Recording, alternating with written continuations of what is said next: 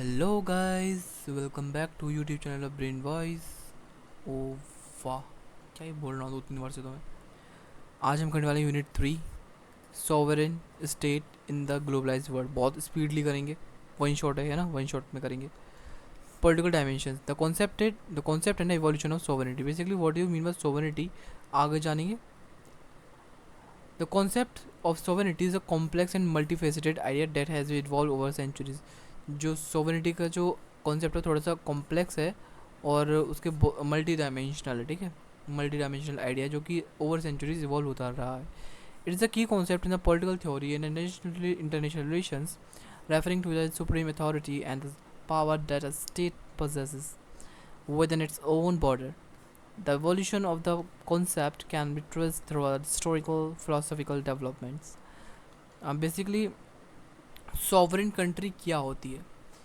Sovereign country वो country होती है जो कि अपने आप को रूल कर सकती है, ना कि कोई ऐसी कंट्री जो कि बाहर से कोई एक्सटर्नल फोर्स आ रहा है उसको रूल करने के लिए। ये सॉवरेन नहीं होगा।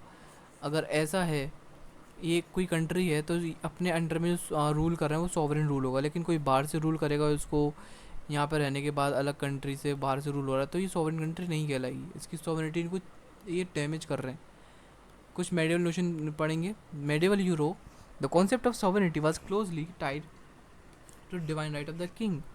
Monarch claim authority as being granted by gods. Divine theory चलती थी मेडिवल टाइम में। से बेसिकली ये बताया कि भगवान का भेजा हुआ दूत है जो कि हम पे रूल कर रहा है। Monarch consider absolute within their territories. Westphalian system 17th century का, जो कि बताता है हमें 1948, आई थिंक इट्स 1648 और 1948, 1648। The peace of Westphalian 1948 is often cited as a turning point in the development of the sovereignty. 1948 का जो टाइम पीरियड है पीस ऑफ वेस्टफेलिया, ये एक टर्निंग पॉइंट है किसके? सोवरेनिटी के, ठीक है। इसके अलावा territoriality, sovereignty is inherently linked to territory.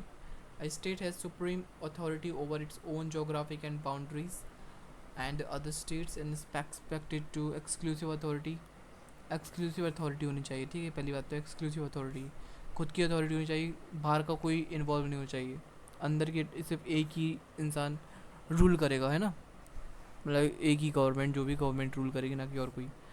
Globalisation है इंटरडिपेंडेंस, ग्लोबलाइजेशन के थ्रू थोड़ा सा इंटरडिपेंडेंस बढ़ गई है, तो उसमें थोड़ा सा फ़र्क तो होता ही है। इंटरनेशनल ऑर्गेनाइजेशन के थ्रू, जैसे कि IMF, WTO, ऐसी ऑर्गेनाइजेशंस, ये थोड़े वो कुछ इम्पैक्ट डालती हैं एब्सोल्यूट नेचर ऑफ सोवरेनिटी पे, ठीक है। Human rights, regional integration, responsibility और to protect, that is R2P। Cyber security and information age, national and global governance. ये हम सिर्फ कॉन्सेप्ट की बात करें। अब कुछ चैलेंजेस और अपॉर्चुनिटीज़ की बात करेंगे ग्लोबलाइजेशन की। चैलेंज और अपॉर्चुनिटी है, अपॉर्चुनिटी ये भी है, एक प्रॉब्लम भी हो सकती है इकोनॉमिक इंटरडिपेंडेंस, और एक अपॉर्चुनिटी भी हो सकती है ना। सुपरा नेशनल ऑर्गेनाइजेशन, ये एक चैलेंज भी है और साथ साथ एक अपॉर्चुनिटी भी है। Global governance and regulations, transnational crime and terrorism. भाई टेररिज्म तो सुन के ही कितना गंदा वर्ड लगता है मेरे को। अब कुछ अपॉर्चुनिटी ये भी है कि इकोनॉमिक ग्रोथ एंड डेवलपमेंट में ये स्टेट्स का sovereignty in the terms of globalisation कुछ अपॉर्चुनिटीज़ भी देता है। Technology and innovations, cultures exchange and diversity, international corporation balancing act भी देता है हमें ये globalisation in the context of sovereignty. The role and relevance of international laws and organisation, international laws role क्या है? रेगुलेटिंग स्टेट बिहेवियर, ठीक है, इनका ये है रोल। प्रोटेक्टिंग ह्यूमन राइट, इनका रोल ये भी है ह्यूमन राइट को प्रोटेक्ट करना। इसके अलावा इसका रोल क्या है? Facilitating international cooperation, international cooperation में हेल्प करना, ठीक है। इसके अलावा पीसफुल सेटलमेंट डिस्प्यूट, यानी जो डिस्प्यूट हो रहे हैं उसको सेटलमेंट कराना बहुत प्यार से। अब उसके रेलिवेंस ह्यूमनिटेरियन कंसर्न्स रहते हैं इनके, ठीक है। ऐसा नहीं कि अगेंस्ट ह्यूमनिटी इन ह्यूमन हो रहे हैं। नॉर्मेटिव फ्रेमवर्क, इंटरनेशनल ऑर्गेनाइजेशन का रोल क्या है? प्रमोटिंग इंटरनेशनल कॉपरेशन को प्रमोट करना, peace keeping in conflict resolution, ऐसे कोई दंगे फसाद ना छेड़ना, जैसे कि इनस्टेबल हो जाए सारी वहाँ की सिचुएशन, ऐसा कुछ ना हो। Economic corporation and development, humanitarian assistance, ठीक है। एंड इसका रेलिवेंस क्या है, एड्रेसिंग ग्लोबल चैलेंजेस का, इसके थ्रू हम ग्लोबल चैलेंज के बारे में जान सकते हैं, क्या ग्लोबली हमें चैलेंज करना पड़ सकता है, पड़ रहा है, पड़ा था। Rule making and standardization, conflict prevention and resolution, इसका क्या है रेलिवेंस, ठीक है। ह्यूमन राइट्स एडवोकेसी, अब कुछ इमरजेंस पढ़ेंगे, impacts of the regional and sub regional groupings, emergence of regional and sub-regional groupings, geographical proximity and cultural affinities, region क्या है, country which share geographical proximity and cultural ties often form regional groupings to enhance the cooperation and addressing common challenges, जैसे कि नेपाल और India. मान सकते हो नहीं मान सकते हो। Economic interest, political and security corporation, development goals.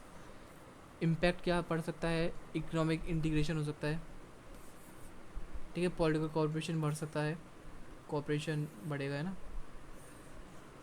Guys do cooperate with me. Security and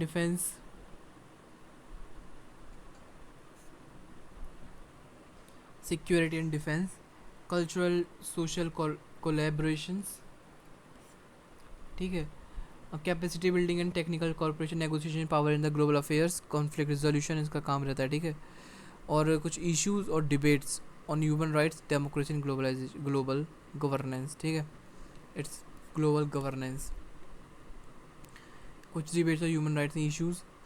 और ये डिबेट्स हैं, प्लीज़ डिबेट्स थोड़ा इंपॉर्टेंट हो जाते हैं, उसको लिख के आना पड़ेगा, है ना, करना ही है। गाइस प्लीज़ थोड़ा कॉर्पोरेट करो,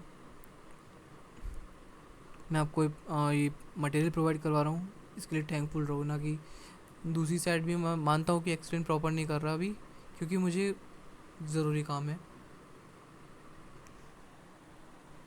और मेरे पे टाइम बाद में है नहीं, तो मुझे कुछ ना कराने से अच्छा मैं कुछ करा रहा हूँ, वो समझो आप, है ना। सो बेसिकली हम क्या बता रहा था मैं, सॉरी। अब आगे हमारा shift from state to market, state से मार्केट में कैसे, rise and decline of the welfare state.